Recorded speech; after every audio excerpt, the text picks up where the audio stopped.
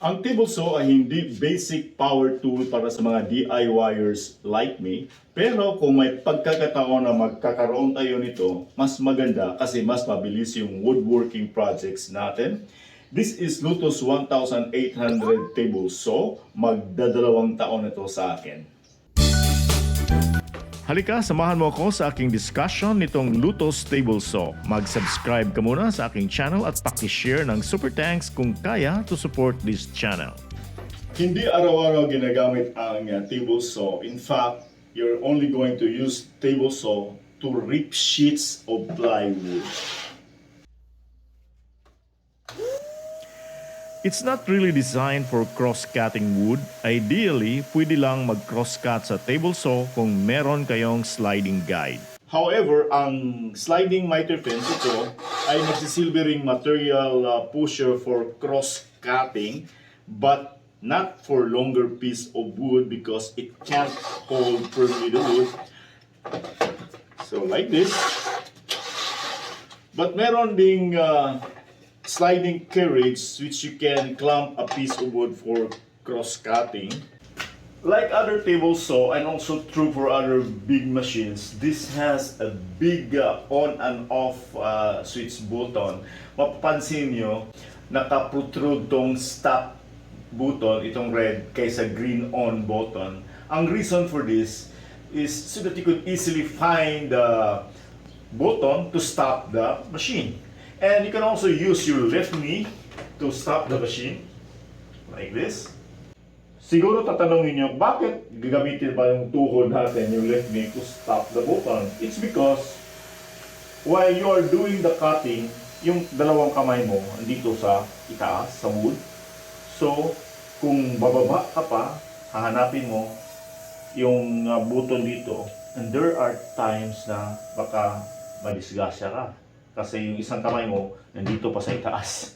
So, it's better to use your knee to push the button here while your two hands are still on the wood or the piece of wood that you are cutting. Again, this is the sliding miter fence. Basically, magagamit mo ito kung mag-cut ka in angle. As I've said earlier, magagamit mo ito as material pusher. Kung mag-angle ka, you just adjust this one. Let's say ganito, then you have to cut the wood, then gano'n, gagawin mo, you lock it here, then push. Okay? For example, so, pagdadaan dito sa blade, you push it, gano'n, para makakat ka yung angle. Para maangat at may tago mo yung blade, you need to rotate this bevel adjustment hand wheel like this. So kita nyo, umangat siya. Then you can also pwede mo itago na ulit.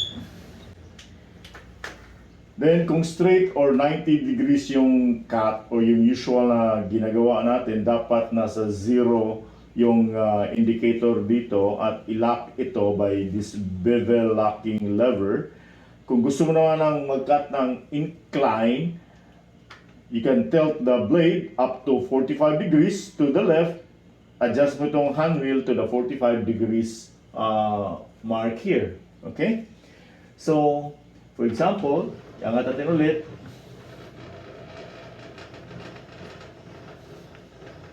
Then, set natin to 45 degrees. I-release mo itong bevel locking lever.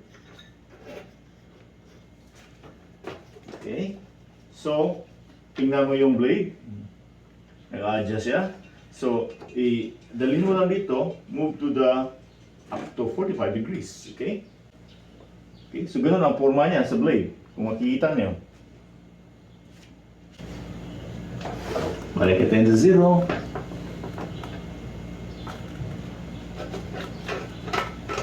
Then we lock.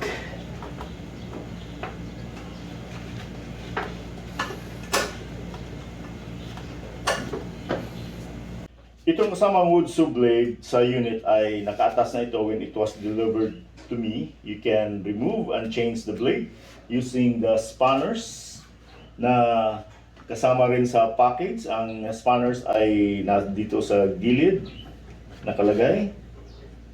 Above the blade is the riving knife. Importante ito kasi when you cut the wood, it separates the cut portions. Kahit umiikot pa itong blade, the cut portions will be separated or are already apart, and that prevents kickbacks. Kickback is literally meant sumisikad pabalik yung kahoy papunta sa iyo, and that's very dangerous. It causes physical harm. Kaya dapat maayos pagkalagay ang riving knife. So huwag ka magtangkang tanggalin ito. Originally, lahat ng mga table saw ay mayroong tinatawag na blade guard na naka-attach dito sa riving knife as a protection. So kung nakatago yung blade, ganito siya, hindi mo maangat. Okay? So kailangan mo iangat mo muna yung blade para gagalaw yung blade guard. Okay? So ganito siya, ang forma niya. Okay? Now, every time mag-cut ka ng kahoy, aangat itong blade guard. Let's say, for example, pag ganoon siya, aangat yung blade guard. Then this port here ay para sa vacuum extractor na hihigop ng sawdust. As a beginner, it is advisable to use the blade guard. Kaso, tulad ng mga sinasabi ng mga experts, medyo inconvenient ang blade guard kasi nakaharang ito sa kahoy. So this time, para sa akin, inconvenience outweighs the added protection. So mag-ingat ka na lang in case di ka gagamit ng blade guard tulad ko. So actually, tinatanggal ko talaga to.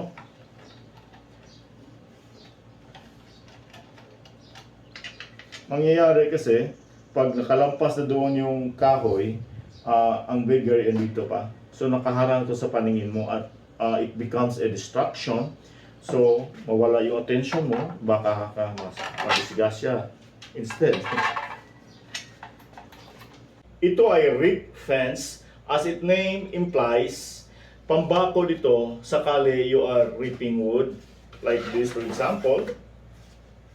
So, mag-measure ka dito from the blade to the fence. Then, you lock it here. So, gano'n na. Guide mo to siya. Dito ka hawak at saka dito. Okay? And you can use this pushing tool para mas safer ang pagkakat o pag-rip ng wood. Remember, rip is along the grain of the wood. Cross-cut is against the grain of the wood. Okay? So, ito. Kaya tinatawag siyang rip fence. And you can adjust this rip fence here.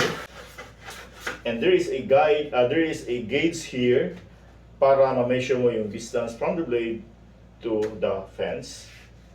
May kasama rin itong rip fence plate dito ilalagay, pero hindi ko to ginagamit. Usually, ito lang rip fence ang ginagamit ko. Yung sinasabi ko kanina na gauge ay ito yung red scale. It shows the distance from the blade to the fence through this viewing window. Kailangan mo rin na i-calibrate ang scale dito with the actual measurement doon sa blade. For example, tingnan natin to. This is exactly 6 inches from the side of the blade, 6 inches. Pero kung titingnan natin dito sa viewing scale, makikita mo dyan yung mark na red ay lampas siya sa 6. So, hindi siya calibrated. So, you have to adjust that para kuha mo yung tamang sukat niya. So, i-align mo with the marker ng 6 kasi 6 inches yung actual measurement. And dito is lampas ang 6 inches. Kailangan pantay siya or naka-align yung measurement mo para automatic na. So by the time na magka-cut ka, hindi mo na kailangan na mag-measure pa. You just check it here. Titingnan mo kung ilang inches siya. Itong black ay inches to siya. So mababasa mo dyan ang tamang sukat.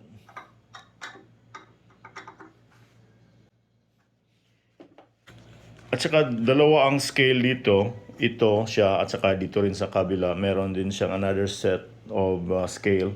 Depending kung saan nakalagay yung fence mo, yung rip fence para magagamit mo kung saan pabor. At saka meron din siya sarili ditong viewing scale. Okay? Yung viewing window niya. The tabletop can be extended to the left side for bigger space. Meron ditong extension. You can adjust this one. Then, ang ginawa ko itong lalagyan ng mga clamps para easy access kung may gagawin ako. Again, table saw is not a basic power tool for DIYers, but as I've emphasized at the beginning of this video, kung meron kang ganito, mas mabuti kasi napabilis yung trabaho natin at napagagaan ng trabaho natin. Mind you, yung paglalagari ay talagang nakakapagod yun. And this machine makes it easier for you to cut wood. Although this is not cheap, I actually bought this at around 15,000 pesos from a local hardware store here in Cebu. But kung meron kang ganito, mas maganda.